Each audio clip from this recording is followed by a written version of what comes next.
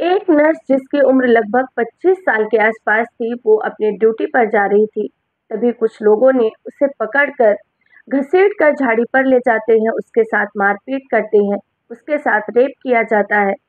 साथ ही उसके private part में मिर्च पाउडर, लाठी, डंडा और साथ ही हाथ डाला जाता है।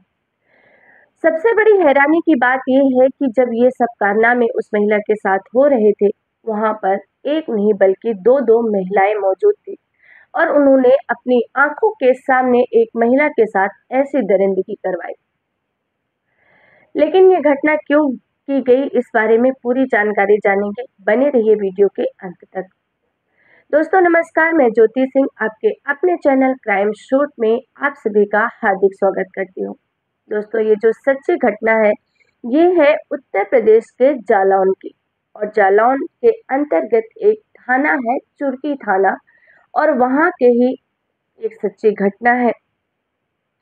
दरअसल वहाँ के पीएचसी बाबई में तैनात एक स्टाफ नर्स, जिनकी उम्र लगभग 25 साल के आसपास है, वो वहाँ ड्यूटी करती थी, जो वहाँ के ग्रामीण एरिया में अपने पति के साथ रहती थी।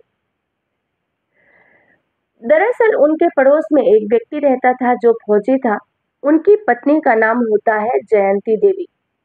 जयंती देवी को शक था कि मेरे पति का अवैध संबंध इस स्टाफ नर्स के साथ चल रहा है। इस बात को लेकर आए दिन वो जो जयंती देवी थी, उस स्टाफ नर्स के साथ झगड़ा करती रहती थी, उन्हें भला बुरा कहती रहती थी।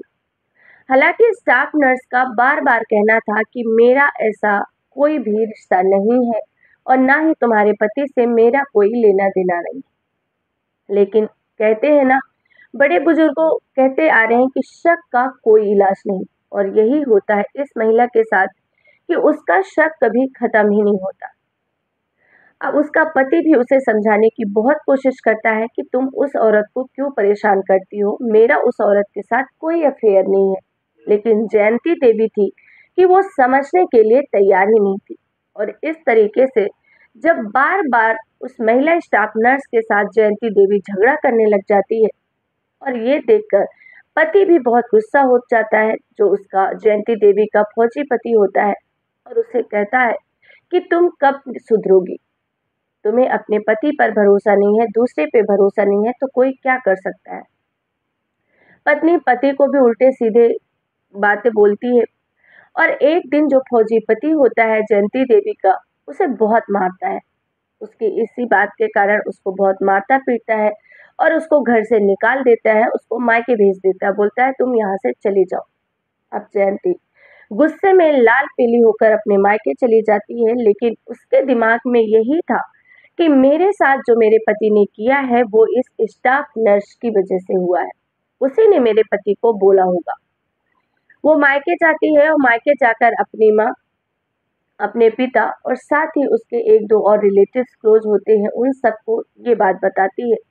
और सब के सब मिलकर ये प्लान तैयार करते हैं कि उस महिला को ऐसा सबक सिखाएंगे कि वो जिंदगी में तुम्हारे पति तो क्या, किसी के भी पति की तरफ मुड़कर नहीं देखेगी। पहला फर्ज परिवार वालों का भी था कि पहले इस बात को जानने की पुष्टि करें, इस बात को पता करें कि ये सच भी है या नहीं जो बेटी उन पर आरोप लगा रही है। लेकिन बजाय वो उसके गलत कामों में उसका साथ देते हैं और एक भयानक प्लान को तैयार करते हैं।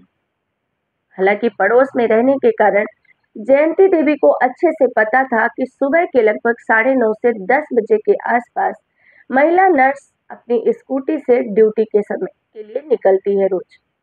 और गुरुवार के दिन जयंती देवी, उसके पिता गोविंद सिंह, माँ सीमा और एक व्यक्ति जिसका नाम राम मिलन होता है और एक व्यक्ति राजेश, ये 5 लोग इस प्लान में पूरी तरीके से प्लान तैयार करते हैं और जाके एक सोकर खेड़ा के पास एक मुसमरिया मोड़ होता है, जो कि थोड़ा सुनसान एरिया होता है और पास में ही घना जंगल भी है।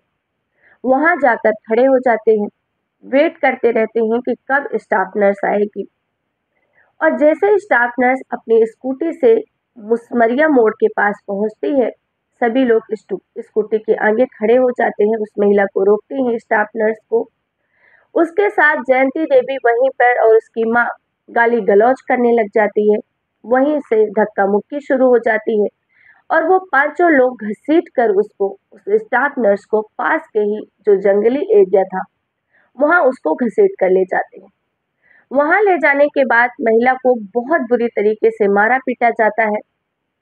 उसके बाद हैवानियत की हद एक व्यक्ति उसके सीने पे बैठ जाता है जो कि एक महिला होती है, और एक व्यक्ति उसका हाथ पकड़ता है, एक व्यक्ति उसका पैर पकड़ता है, और उसके बाद जो मर्द होते हैं वो बारी बारी से उस महिला के साथ बलात्कार करते हैं, रेप करते हैं, जबकि दोनों महिलाएं घटना स्थल पर मौजूद थी, जयंती देवी और उसकी मां सीमा।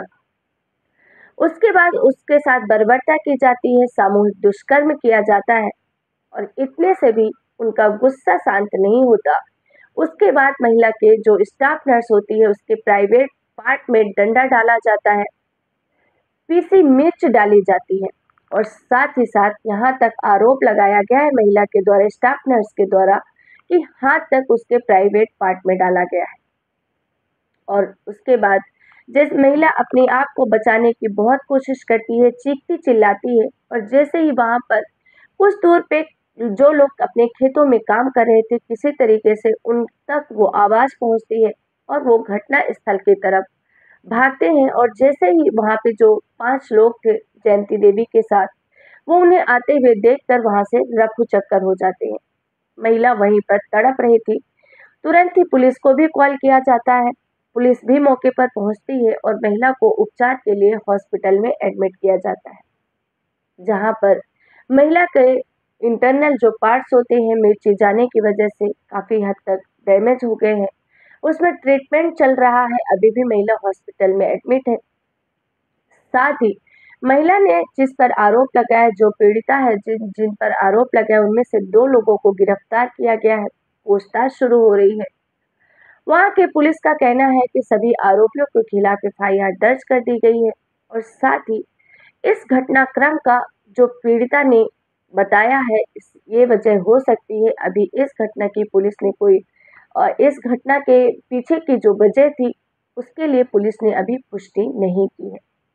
तो दोस्तों, इस तरीके से एक महिला के शक ने, एक महिला के गुस्से ने एक महिला के ही साथ इतनी बर्बरता करवाई। कहीं ना कहीं ये हमारी सोच है, हमारे समाज का स्तर देखने में आता है कि हमारे समाज के लोगों की सोच कहाँ जा रही है। कोई कहीं सेफ नहीं है, और खास तौर पर महिलाएं। लेकिन सबसे बड़ी बात यह है कि जब महिला को खींचकर पहाड़ी की तरफ ले जाया जा रहा था, 10 बजे का सुबह का समय था, लोग आते जाते हैं सड़कों में से, ऐसा तो नहीं हुआ होगा कि किसी भी व्यक्ति ने उस महिला की चीख नहीं सुनी होगी जब उसको घसीट कर ले जाया जा रहा था। लेकिन जैसा कि आज के समय में देखने को मिल रहा है कि कोई सड़क पर किसी का मर्डर भी करे, हम वहीं से आराम से निकल जाते हैं बिना इस बात को देखे हुए कि वहां पर क्या हो रहा है। ये हमारे समाज का सच का आईना है। लेकिन ये क्रॉस करने से पहले हम ये नहीं सोचते कि आज जिस हालत में वो इंसान है, हो सकता है कल इस हालत में हम भी हो सकते हैं, हमारे परिवार का कोई अपना हो सकता है, हमारे कोई बहन बेटियां हो सकती हैं।